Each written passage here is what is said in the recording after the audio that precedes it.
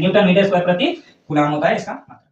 यहाँ पर एक क्वेश्चन दिया हुआ है कि वैद्युत फ्लक्स की परिभाषा तथा मात्रक लिखिए। ठीक है, तो ऐसे क्वेश्चन आपको बोर्ड एग्जाम में बहुत बार देखने को मिलते हैं। तो हम इसको समझते हैं। एक समान पहले हम बनाएंगे वैद्युत क्षेत्र। एक समान वैद्युत क्षेत्र क्या होता है? तो जहां पर वैद्युत बल रेखाएं एक समान दूरी से आगे बढ़ती है उसे हम कहते हैं एक समान वैद्युत क्षेत्र। तो इसको क्या बोलेंगे?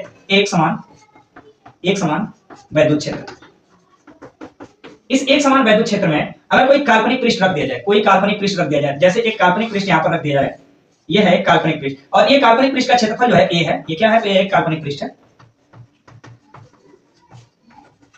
इस काल्पनिक पृष्ठ का क्षेत्रफल कितना? ए। अब इस एकांक क्षेत्रफल लेने के लिए, एकांक क्षेत्रफल किसे कहते हैं? तो जिसका क्षेत्रफल जो है 1 सेमी स्क्वायर 1 मीटर स्क्वायर है उसी को हम एकांक क्षेत्रफल कहते हैं। अब एकांक क्षेत्रफल ले लिए, इस एकांक क्षेत्रफल को हम लिख दिए ds है। किससे लिख दिए? तो ds है। अब यहां से वैद्युत बल रेखाएं पूरे सतह से जा रही हैं, लेकिन अगर इसके एकांक क्षेत्रफल यानी कि ये जो छोटा सा छिद्र है, इस छिद्र से 1 सेकंड में अगर एक वैद्युत बल रेखा निकलेगी तो कहेंगे कि इसका वैद्युत फ्लक्स का मान कितना है? 1 है। यानी परिभाषा अगर देना चाहे तो बोल सकते हैं किसी काल्पनिक पृष्ठ के एकांक क्षेत्रफल से 1 सेकंड में गुजरने वाली वैद्युत बल रेखाओं की संख्यात्मक मान जो होते हैं वैद्युत फ्लक्स कहलाते हैं। ठीक है, और नहीं तो आप परिभाषा से हटा करके इसके आप फार्मूले से भी परिभाषा बना सकते हैं। जैसे देखिए वैद्युत फ्लक्स जो होता है उसको लिखते हैं phi e से। वैद्युत फ्लक्स को किससे लिखेंगे? phi e से। और ये क्या होता है? किसी बंद पृष्ठ के अंतर्गत होता है। मान लीजिए एक ऐसा बंद पृष्ठ है जिसका क्षेत्रफल कितना है? a है। अब यहाँ पर वैद्युत क्षेत्र की तीव्रता सदिश राशि होती है और क्षेत्रफल सदिश जो होता है वो खुद सदिश राशि है। इन दोनों का इसको बोलते हैं अदिश गुणनफल। अदिश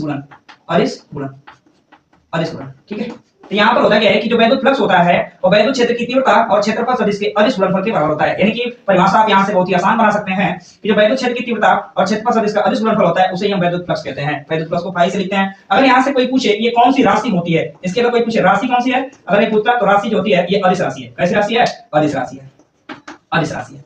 लेकिन इसी में एक क्वेश्चन और भी आगे बढ़ाया हुआ है। पूछा है क्वेश्चन कि इसका मात्रक क्या होगा। तो मात्रक निकालने के लिए एक बार देखते हैं। अगर इसको आगे बढ़ाएं तो यहां से हम लिख सकते हैं phi e बराबर e dA cos थीटा होता है। आपको पता होना चाहिए कि जब यहां से डॉट हटता है तो क्या आता है? cos थीटा आता है। अब यहां से एक काम और कर सकते हैं आप कि थीटा की वैल्यू 0 अंश रख सकते हैं। थीटा की वैल्यू कितना? 0 अंश। जैसे थीटा की वैल्यू 0 अंश रखेंगे तो phi e बराबर क्या हो जाएगा?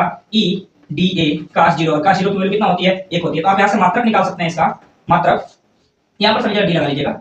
इसका मात्रक क्या लिखेंगे? वैद्युत क्षेत्र की तीव्रता का मात्रक क्या होता है? तो वैद्युत क्षेत्र की तीव्रता का मात्रक होता है न्यूटन प्रति कूलम। न्यूटन प्रति कूलम होता है। न्यूटन प्रति क्या होता है? तो न्यूटन प्रति कूलम होता है। और क्षेत्रफल है और क्षेत्रफल का मात्रक होता है मीटर स्क्वायर। तो इस तरह से आप इसका मात्रक बोल सकते हैं न्यूटन मीटर स्क्वायर प्रति कूलम। यानी इसको आप ऐसे लिखें nm स्क्वायर बटे c। ठीक है, न्यूटन मीटर स्क्वायर प्रति कूलम होता है इसका मात्रक।